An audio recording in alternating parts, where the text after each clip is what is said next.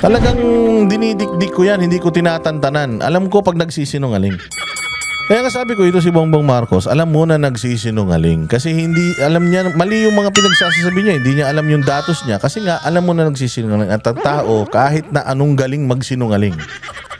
O kahit anong galing magsinungaling, pucha yan, mahuhuli at mahuhuli mo. Bakit? Kasi nga nagsisinungaling. O, tingnan ninyo. O, ang hilig nilang ang hilig nilang makialam. Tingnan mo hearing ng Senado itong pinag-uusapan dito Tingnan mo, sino yung mga maiingay? Pantig ang tenga ng ilang mambabata sa paulit-ulit na pagmumura ni dating Pangulong Rodrigo Duterte sa investigasyon ng Senado. Nagpanting daw ang tenga nila sa paulit-ulit na pagmumura. Utang ina niyan. Pag nanood kayo sa akin, magpapanting din ang tenga nyo sa paulit-ulit kong pagmumura. Signs of frustration yan. And besides, PRRD, ganyan na yan siya. PRRD, the 79 years old PRRD will not change his tone, will not change his style, will not change his attitude dahil sa inyo. Bakit? Kasi pare-parehas lang naman kayong mga trabahante ng taong bayan. Huwag kayong umasta na para kayong mga Diyos. Huwag kayong umasta na para kayong mga hari. Huwag kayong magmalinis dahil putang ina, ang daming hinahanap ng taong bayan sa inyo. Ang daming nire-require ng taong bayan sa inyo, hindi pa kayo nag-a-adhere. So, kung magmura si PRD, kung magmura ako, wala kayong magagawa kasi frustrated na kami. And si PRD, do you think the 79-year-old him na naging presidente ng Pilipinas, naging mayor, naging piskal, naging congressman? Sa tingin nyo, putang ina, makikinig yan sa inyo pag sinabi yung bawal ka magmura? Ulul, ang ina nyo. Bawal ako magmura, mga ulul kayo. Ang ina, ipakulong nyo ko.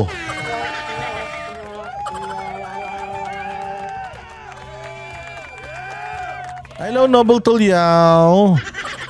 Just wait for me there, okay? I think you are communicating with Ninong Randall already, right? I cannot tell you when I'm leaving. I cannot tell it here live. You can message me personally.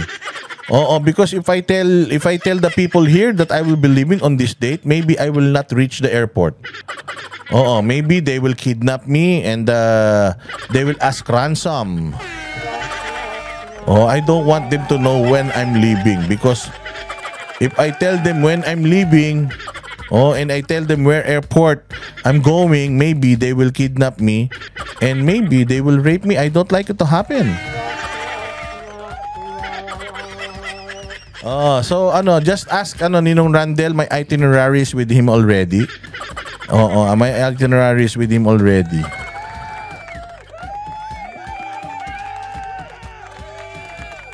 So yun yung sinasabi natin dito sa hinayupak na na to, na mga congressman na to. Feeling nyo naman si Duterte magbabago dahil sa inyo. Ulul. Ay na nga yan, nangampan niya nga yan, puro mura Nangampan niya nga yan, puro pananakot sa mga kriminal na papatayin. Binoto ng taong bayan yan Pucha, sino kayo?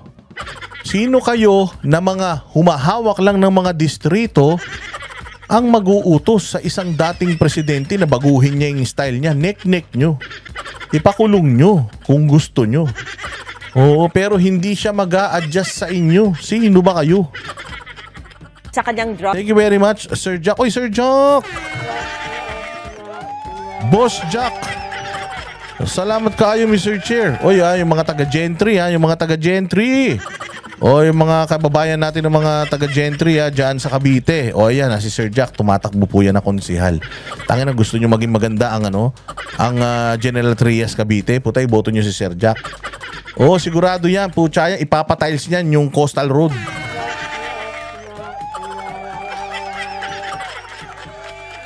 Kapag nanalo si Sir Jack, lahat ng basketball nyo, yung mga court, bababaan niya para putang ina walang sumablay. Yung mga ring, gagawin niyang parang mga batya para lahat ng tira nyo pasok.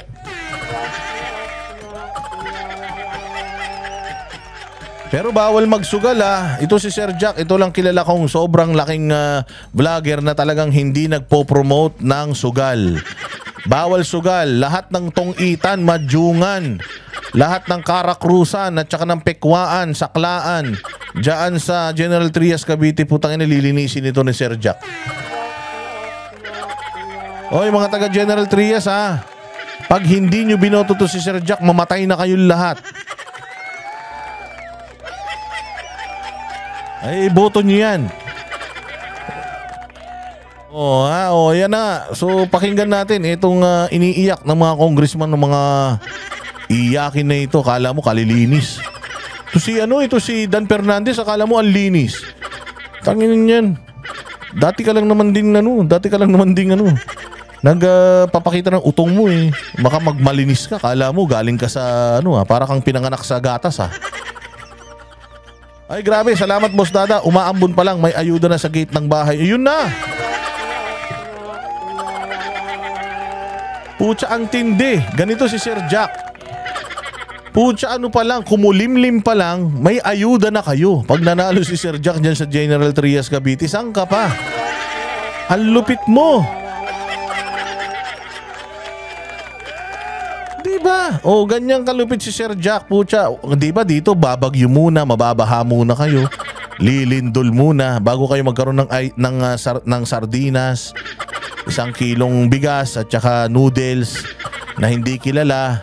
Tapos luncheon meat na puta, parang liver spread sa lambot. Dito kay Sir Jack, kumulimlim pa lang, tangin na yan. Isang kabang bigas ka. Meron kang belechon. Tapos meron ka pang andoks manok na maraming sauce para magkasa sa inyong lahat. Santi Santos, iboboto ko yan dito sa Bacoor. Walang hiya ka, hindi naman taga Bacoor yan si Sir Jack, sa General Trias nga eh. Magparehistro ka na Santi Santos sa General Trias, visit ka.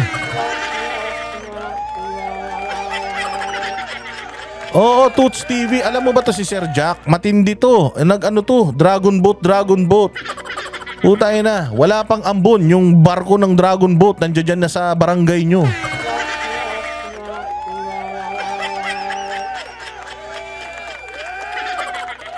Kaya ninyo yan ha, yung mga taga General Trias Cavite, ang bossing natin na si Boss Jack. Nyo yan ha, si Sir Jack ha, ilagay nyo yan, iboto nyo yan.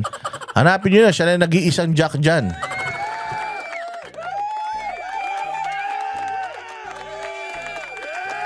Ito, pakinggan natin itong itong mga balita na to. Drug war. Ang hindi pagpapatag... Pinili na aboga, panalo na si Donald Trump. Putangin na, panalo na nga. Hindi nga totoo ba yan? Mamatay na yung sinungaling ha. Tots TV, iboboto ko.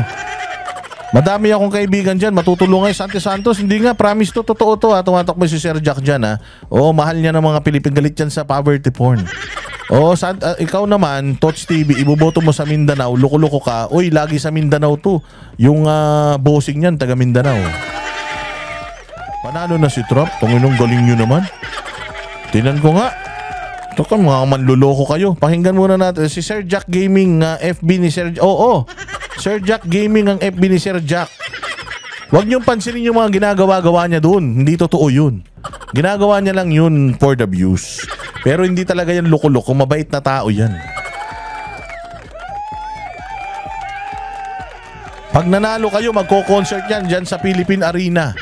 Imbitado kayo lahat. Pucha yan. Magko-concert si Sir Jack. Ako nang sagot ng ticket nyo mga banateros.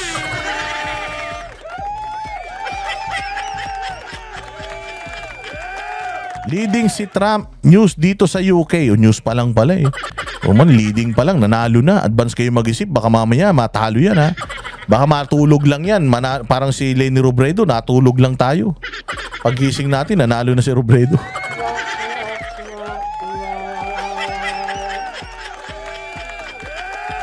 Sige. Iyan na natin to, play natin to.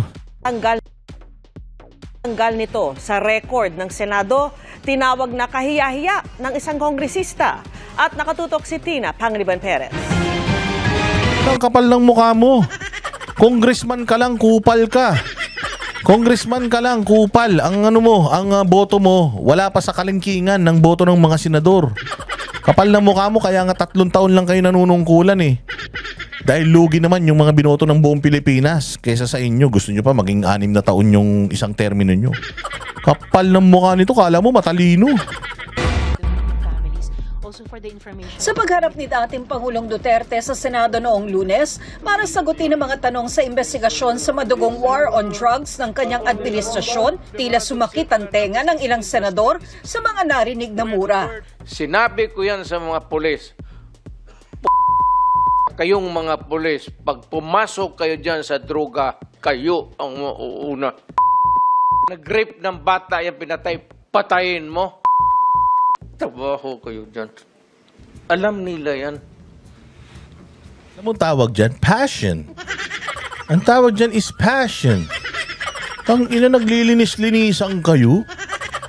Mura lang. Umiiyak na kayo. Gusto nyong girahin natin yung China tapos mura lang ni Duterte. Putang ina, takot na kayo. Mga hayop kayo. Ang kakapal ng mga mukha ninyo. Sinasabi nga ni PRRD, show us your open the books. Pakita nyo yung ginastos nyo from from the first peso to the last centavo. Para malaman natin kung saan nyo dinala pera ng taong bayan. Anong ginawa ninyo? O wala.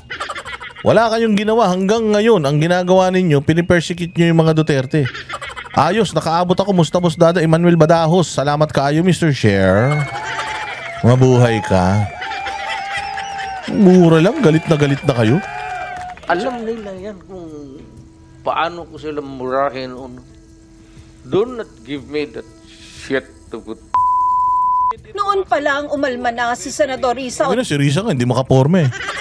Hoy, Dan Fernandez, kapal ng mukha mo. Sino ka ba? Kapatid ka lang ni Gary.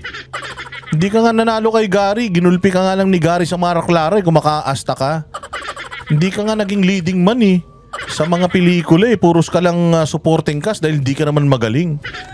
Sino yung makaasta ka? Kala mo kung sino ka? Ontiveros. Sorry sir, Mr. Chair, baka maaring ang resource person tumigil magmura. Wala kang pake. O anong ginawa ni Duterte? Ulul, hindi nyo matatakot yan. Pagtapos sinabi to, namumutla na. Putang ina. Namumutla na si Tanga. O, matapos sinabi nito na bawal magmura, putang ina, nagmura hanggang magsi-walk out sila. O, hindi ba? Anong ginawa? If you cannot stand the heat, get out of the kitchen. Anong ginawa ni Ontiveros? Ilang taon niyang pinanalangin na makaharap niya, makadebate niya si Duterte. Anong ginawa ni Ontiveros? Lumayas. Anong sabi ni PRD? Guilt is personal. Anong sabi ni Madam? Yes, it is personal.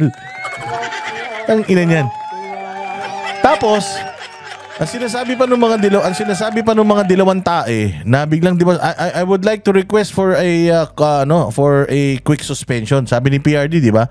Sabi ng mga dilawan, ayan na oh, kita mo oh, nag-request na ng suspension oh, takot na oh, hindi makasagot. Tayo hindi nila alam, tuloy-tuloy pa rin yung mga kamera na diyan sa Senado. Pinakita nung pag-suspend ni Coco Pimentel noong hearing. Alam mo sabi niya, Coco, can you teach her? Can you teach this person? Can you tell her that guilt is personal? Kasi sabi niya, magtanong ka muna sa mga abogado. Hindi ka abogado eh. Magtanong ka sa abogado. May mga abogado ka naman eh. Ask them, is guilt personal? Pero ang sabi, ang propaganda nitong engot na to sa TikTok niya, natakot daw si Duterte sa kanya sumagot, kaya daw pinaputol ni Duterte. Hindi. Ayaw kang mapahiya ni Duterte diyan sa Senado. Kaya sabi niya, hey Coco, you teach this bitch. you teach her, you tell her, you confirm that guilt is personal. Can you tell this person? Kasi sobrang tanga eh.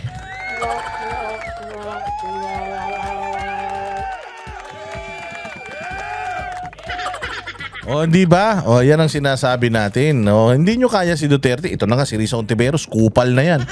Hindi niya napahinto si Duterte. Si Leila de Lima, kupal na yan. Hindi napahinto si Duterte.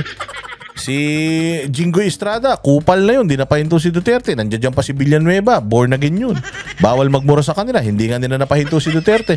Dan Fernandez, ikaw pa kaya? Tangina, baka maligo ka ng kupal at PI dyan sa Congress kapag pinatawag niyo yan.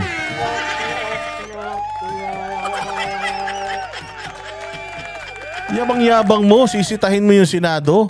Buti nga sila eh. May respeto si Duterte, nagpunta sa kanila. Eh sa inyo, tangina, walang respeto si Duterte sa inyo kasi wala kayong mga kwenta. Kaya hindi yan magpupunta dyan sa Kongreso. Kasi bahay natin itong Senado eh. Bahay yan, bahay namin yan. Ang ina kami nagbabayad ng renta nyo dyan sa Senado na yan. Alam mo ba kung ilang 900 million yan isang taon? Ang binabayad ng Pilipino dyan sa... Hindi nyo bahay yan, bahay namin yan. Bahay ni Duterte yan. Dahil si Duterte ay isa ng normal na Pilipino. Isa na siyang taxpayer.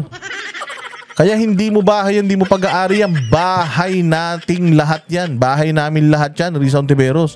Kapal ng mukha mo, wala kang pera sa bulsa mo na ginastos dyan sa Senado. Lahat ng ginagastos mo, pati yung hininga mo, galing yan sa taong bayan. Tanda mo yan.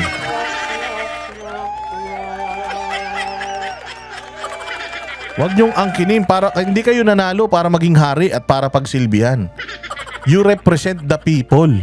Ibig sabihin, mga ano lang kayo, palimos lang kayo sa mga Pilipino.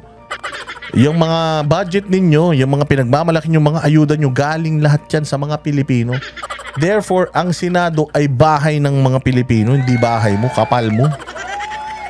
Pwede lang. Papatayin kita.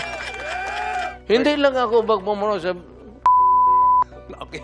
Iwasan lang po. We try our best na iwasan na po. Anyway, naintindihan po. Si Senate President Ano sabi ni Duterte? Dating Senate President to si Coco Pimentel, bar top notcher. Alam niya kung kailan siya magre-respeto. Matalino to si Coco eh. Puta, paano to si Dan Fernandez? Wala namang utak yan, puta. Ano bang aral niyan? Sabi nga niya hindi na daw niya kailangan mag-abuga siya, i-google lang daw niya.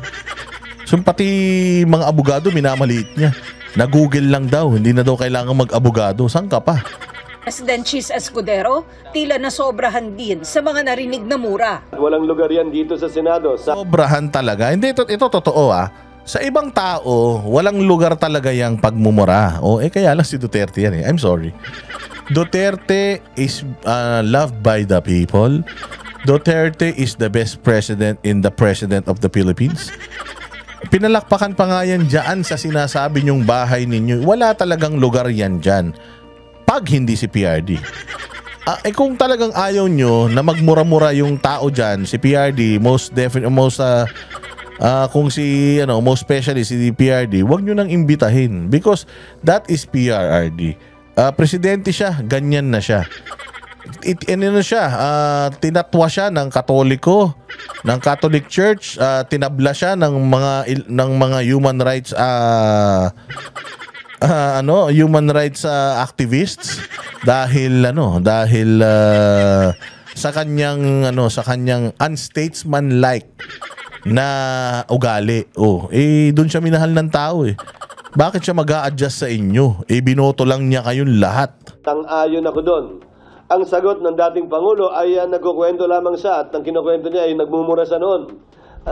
Hindi yata totoo yon sa lahat ng mga pagmumurang ginawa niya. Ang pagmumura ay hindi normal, ang pagmumura ay hindi parte ng anumang proceedings at ang pagmumura ay hindi dapat isang bagay na maging manhid tayo. Ulol! Tang ina nyo, pagmumurahin namin kayo kapag kupal kayo.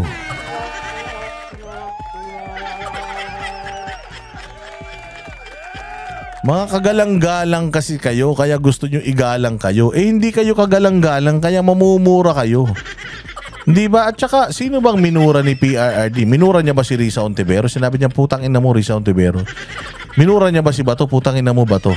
Minura niya ba si Coco? Putang ina mo, Coco. Wala naman siya minura. Nagmumura siya as a figure of speech.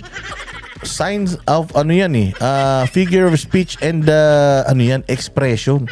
Bulaklak na ng dila. Ganyan din yung mga lolo nyo. Style nyo bulok. Ako, ganyan din ako. Ganyan din yung mga lolo ko. Yung mga tropa pits ko, ganyan din. Ganun na mundo ngayon. Huwag na kayo mag-inarte. Hindi ka na bata. Chis Escudero. Style mo. Anong bubugbog ka nga daw ng asawa Di umano. Ang ina. Yun ang mali. Yung paglasing ka, nang gugulpi ka ng asawa, mali yun. Hindi ako may sabi nun Sinasabi ko lang na kapag ka lasing ka, hindi ka dapat nang bubugbog. Hindi ko sinabi ikaw hindi ko sinabi ikaw, yung kilala ko yun. Na kapag nalalasing daw, yung asawang maganda, ginugulpi. Yun ang mali. At saka ang mali, sir, Kasi kahit magmura na magmura si Duterte, hindi naman tayo mamamatay sa mura niyan. Alam mo kung saan tayo mamamatay? Sa corruption. Alam mo saan tayo mamamatay? Sa pagnanakaw ng mga nasa gobyerno. Yung paglustay ng pera. Yung pagmahal ng bilihin. Yun ang bawal. Yun ang masama. Ang masama, ang hindi normal, yung happy ka ng pulis, tas sasabihin mo, yung droga, hindi lahat ng gumagamit, addict.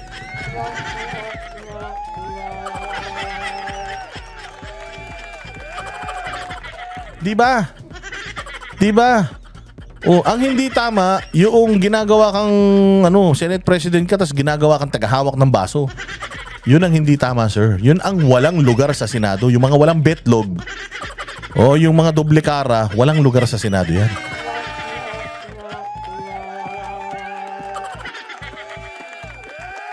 Tama. Kasi when you are frustrated, tama ka, aningning mo yun. It's a sign of frustration. I am frustrated with the problem of this country. Antindi na naman ng drugs.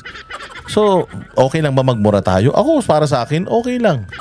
Okay lang magmura. Lalo na kung talagang frustrated ka. Para ma-feel din ng tao yung sincerity mo. Hindi naman kasi siya trapo katulad nyo eh. Oo, hindi siya trapo katulad nyo mga boss. Tinatanggap na lang nating normal at bahagi ng araw-araw nating pamumuhay. Sabi ng ilang miyembro ng Quad Committee ng Kamara, nakaukit na sa records ng Senado ang mga mura ng dating Pangulo dahil wala namang naghain ng motion para ipabura ang mga ito. Hindi raw nila ito papayagan sa Kamara. What prevent others? What prevent others? Ang salita pa lang, wala nang alam mong walang laman eh. To make that kind of statement as well. Yung mismong institusyon na mapapunta yung record ng mga sinasabi ng bawat isa dyan. Wala kang pakialam. Dan Fernandez, putang ina, kung may pakialam ka, kung gusto mong pakialaman ng Senado, tumakbo kang senador. Subukan mong tumakbo ng senador, Dan Fernandez, kung mananalo ka. Pero wala kang pakialam. Wala kang pakialam sa mga ginagawa nila sa Senado because yung mga ginagawa naman ninyo dyan sa Kongresong katawa-tawa, di naman kayo pinakikialaman ng Senado.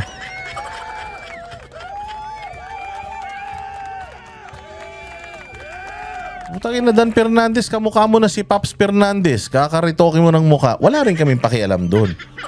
Oo, buhay mo yan. Gawin mo kung anong gusto mong gawin. Pero wag kang pakialamero, lalong-lalo na kung hindi mo bahay. Esmeralda Basay, salamat kayo, Mr. Chair.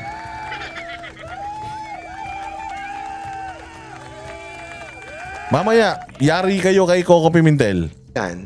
Nababasahin ng mga susunod na henerasyon. Ano ngayon? Putang ina, alam na namin na yung naging presidente, wag na kami pakialam sa susunod na henerasyon. Alam mo kung si PRD, wala kaming pakialam sa sasabihin ng susunod na henerasyon because again, yung henerasyon na na yung sinasabi mong susunod, hindi naman magbabasa yun ng mga ng Senate ng Senate script. Ano ba sinasabi mo? Susunod na henerasyon ng politiko, wala kaming paki, pag-aari namin kayo lahat. Pero kung sinasabi mo susunod ng mga henerasyon ng mga Pilipino, putang ina, sinong gago ang magbabasa ng script sa Senado? Besides, alam naman namin, 6 na taon nagmumura yan. 6 na taon na pinagmumura-mura lahat ng mga kriminal niyan sa Pilipinas. So alam na namin yan. We know what to expect. Kayo lang naman tong linis-linisan, bait-baitan. Baka mamaya niyan, mapunta kayo sa langit-langitan. Nakakahiya tayo. Hindi nakakahiya kayo. Alam mo ang nakakahiya, sir? Yung meron kang witness, tapos pinipilit mo siyang papirmahin or i-confirmahin yung statement ng ibang witness. Yung meron na nga kayong hearing, kinakausap nyo na nga sila dyan, kinakausap nyo pa sila ng pasikreto. Yun ang mali, sir. Yun ang ayusin mo. Ayusin nyo muna yung mga sarili ninyo. Sabihin mo kay Chua, bago magsimula ng hearing, alamin muna niya yung rules para hindi siya napapahiya kay Inday Sara. Alamin nyo muna. Kasi kaya walang nangyari sa Pilipinas sa loob ng mga ilang dekada dahil puro papogi yung mga leader, congressman, senador. Nagkaroon tayo ng presidente na totoong tao, na alam ang problema ng tao, alam kung ano ang susolusyonan ng problema natin. Nagkaroon tayo ng presidente na matibay, na matapang, na hindi kasing lambot ninyo. O, yan ang ano natin. Yan ang, alam na namin yan na palamura si Duterte. Wala sa amin yung kayo lang naman nasasaktan eh. Alam nyo kung ba't nasasaktan kayo? Kasi nga, utangin na, yung mga tumbong ninyo, puros mga almoranas. Hindi nyo kaya, hindi nyo mapabagsak ang mga Duterte. Kaya naman, putya yan, kung ano-ano nang pinaggagawa ninyo sa mga buhay nyo. Kaya, We should not allow any vulgar statement in this hearing. Yung PI, hindi lang mura yan eh. We, ba't dumidila ka sa cellphone? Ba't nagsiselfie ka na nakadila? Wala nga pakialam eh. Wala nga pakialam si Duterte sa paglalabas-labas mo ng dila mo eh. Wala nga pakialam si Duterte, nagpipicture ka nang wala kang damit eh. Pastor ka pa naman eh. Wala nga siyang pakialam eh. Tapos pakikialaman nyo sa pagmumura niya. Meron na bang taong nakulong dahil sa pagmumura? Oo, kasi kung ibagbabawal nyo yung pagmumura, gumawa kayo ng batas na bawal magmura. Tanggalin na natin sa buhay natin yan. Oo. Nanay ko, tinutukoy mo dyan eh. Para sa GMA Nanay ko tinutukoy. Bait ah. Ang bait ah. Tayo na, delikado ha. Baka mapunta ka sa ano ha. Baka mapunta ka sa langit niyan ha. Abante. O ito, pakinggan ninyo si ano. Pakinggan ninyo si Senator Pimentel. Kung anong sasabihin niya tungkol sa mga kupal na yan. O, pasok, Senator Pimentel. On repeating what has been stated before you interrupted him. So, you let him speak. You get more information. Yun, so you let him speak. Si PRRD daw ay dapat magstay lang ng hanggang alas 4 pero nagstay siya hanggang gabi alas 8, alas 9. Gusto nga niya hanggang bukas. Inaya natin siya dito. That's his way of speaking. That's his manner of speaking. Eh, wala na tayong magagawa ron. He's an old hag. Ika nga nila. O, matanda na yan. So, hindi mo na mababago yan. Subukan mo, yung lolo mo, pagalitan mo, putang na duraan ka nun.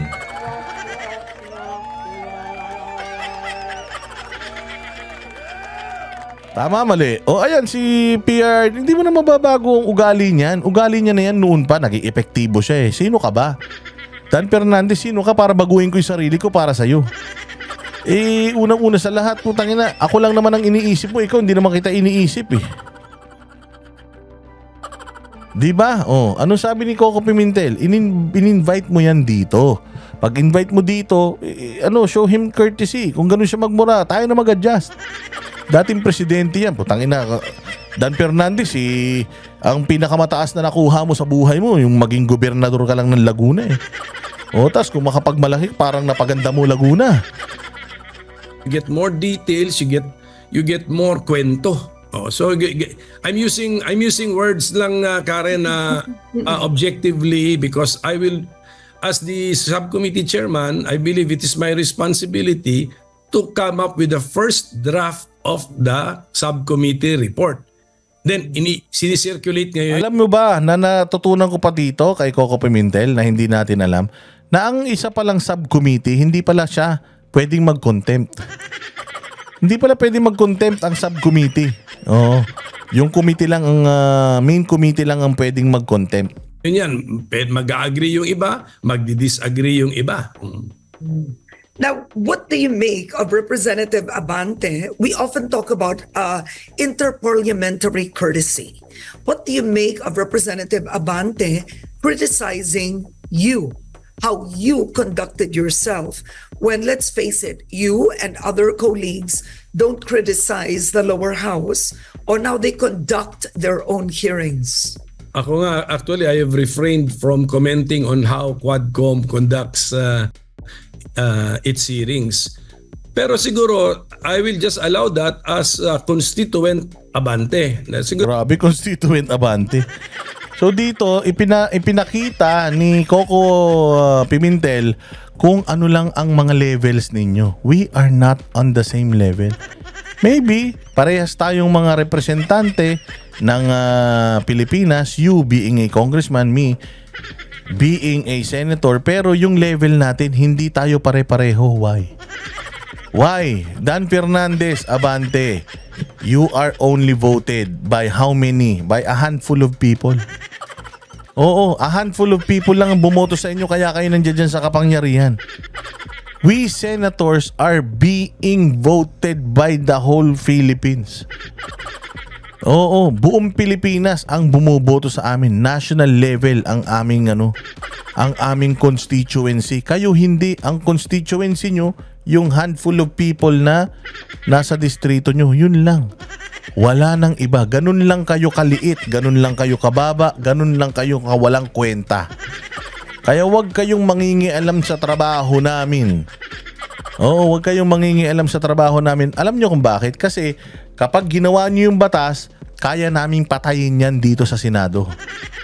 Kahit kung dumugo ang mga ilong ninyo, kakagawa ng mga batas nyo, pagdating sa amin, kaya naming patulugin yan. Ganyan kami kaimportante. Oo, sige, diretso, Coco. Pero ganun na lang. I will just accept his criticism because he is also my constituent. Di ba? National yung constituency namin eh. So, Grabe.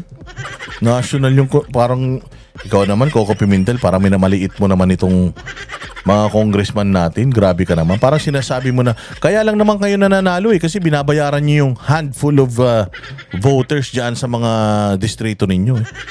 Oh, pero hindi nyo kami katulad ng mga senador. We cannot buy the whole voters of the Philippines. Oh, we cannot do that. Oo, kaya kami kailangan talaga magaling kami, kailangan sikat kami, kailangan pinakikinggan kami. Ganun. Kayo,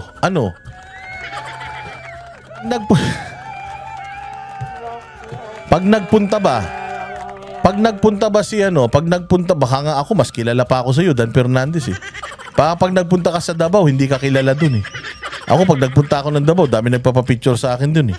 Nagpunta ako ng Bohol, madami magpapapicture sa akin dun. Baka ikaw, kahit maghubad ka dun sa Bohol, baka walang pumansin sa'yo dun eh. Kasi nga, kilala ka lang sa handful of people dyan sa mga distrito ninyo. Yun ang sinasabi nito ni Coco Pimentel. he is my constituent, our constituent. So, he has the right to criticize us. Pero ganito na lang kasi, yung Quadcom na yan, why don't they just subpoena the former president and require his appearance before them? Kapul! Ang dami nyong sinisita sa amin the way we handled yung hearing namin with PRRD. Why don't you subpoena him? And then, gawin nyo yung gusto nyong gawin. Wala kaming pakialam. That's if he's gonna attend. If he has the respect sa Congress to attend to Congress.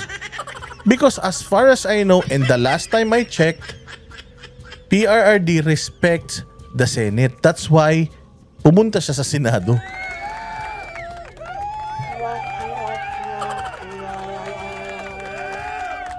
So if you feel like you are all that, why don't you just subpoena PRRD and treat him however you wanna treat him? We'll see what happened. You can contempt him for all we care. Bahay nyo yan. Kayo bahala dyan. Oh, ang tanong, pupunta ba si PRRD sa inyo? Eh kaya nag-eepal to si Dan Fernandez kasi alam nila na hindi nila yan kayang gawin kay PRRD. Hindi sila pupuntahan ni PRRD kahit umiyak sila at sumuka sila ng pakong bakya. Yeah. Ang dami rin nila kasing cheche boreche na invite, not invite, not invite. Sabihin nyo na lang and then pag nandyan na sa harap ninyo, then get the information that you want to get and I hope that your proceedings will be more perfect than ours. Ayan, sa Paul. Di ba? Kita mo yung mukha ni Coco Pimentel, putya, ay patay ako dito. Putang ina, copyright ito. Naku po, putya yan. Yari, copyright to. Ba't ko ba pinakita to? Dapat pala pinarinig ko lang sa inyo. Oh, but anyways, ayan yung sinabi ni Coco Pimentel diyan sa hearing na yan. Naku po. Oh, naku po, talaga naman mga bossing, talaga naman. Oo, medyo delicate yan. Sinabi niya, una sa lahat, I will take his criticism because again, kapag ka-constituent mo at kinriticize ka, you should accept it. Ganon tayo dapat eh. I treat him as my constituent. Why? As my constituent because he's part of the national eh. Oo national kami. So Luzon, Visayas, Mindanao, constituents naming mga senador yan. Hindi katulad nila, distrito lang yung bumoboto sa kanila, yung iba party list pa. Oo, na hindi naman pinipili ng tao yung mismong nominee, kundi yung party list ang pinipili nila.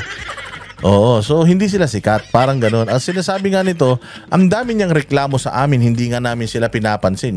Puro palpak nga yung hearing nila eh.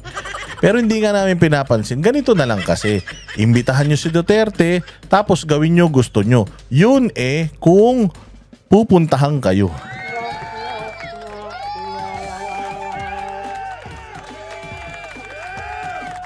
So dito talaga makikita mo na ibang klase ang utak nito ni Coco Pimentel. And if you're gonna look at Coco Pimentel's face, putangin na talaga, alam mong nang uurat lang.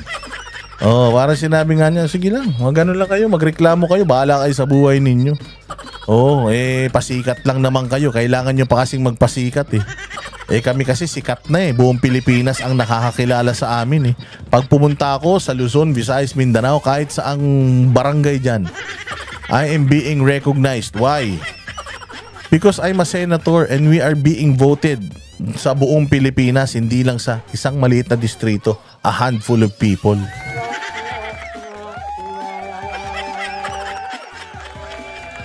Gusto niyo bastusan eh. Sabi ko nga sa inyo, kupalan lang. Kupalan lang. Basta pag kupal kayo, kupalin kayo, tanggapin ninyo. Yan ang sinasabi ni ni Coco Pimentel eh. Kapag constituent mo, may masamang sinabi sa'yo, take it as a constructive criticism. Because, constituent mo nga sila eh. Ganun talaga buhay. Public figure ka. You are a public property. Because if you are a public figure, then you are like a public property. So kailangan hindi kayo mga balat sibuyas. Mura lang ni Duterte. Nagagalit na kayo. Yung mga ninanakaw nyo nga dyan sa mga kaban ng bayan eh. Hindi nga kami nagagalit sa inyo eh.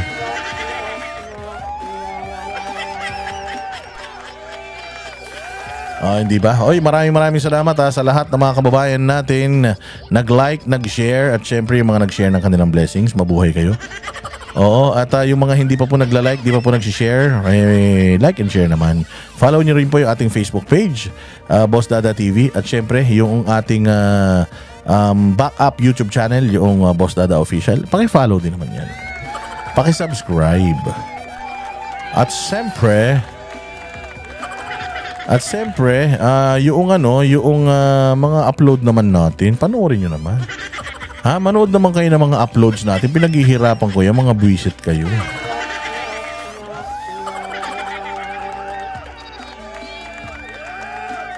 Ayan so salamat salamat sa lahat ng inyong tulong sa channel natin. Tataramin kong napakalaking utang na loob yan sa inyo. At huwag kayong mag-alala kasi gabi-gabi ko kayong pasasayahin. Gabi-gabi nating mumurahin ang mga kawatan. Gabi-gabi nating kukupalin ang mga kupal sa pamahalaan.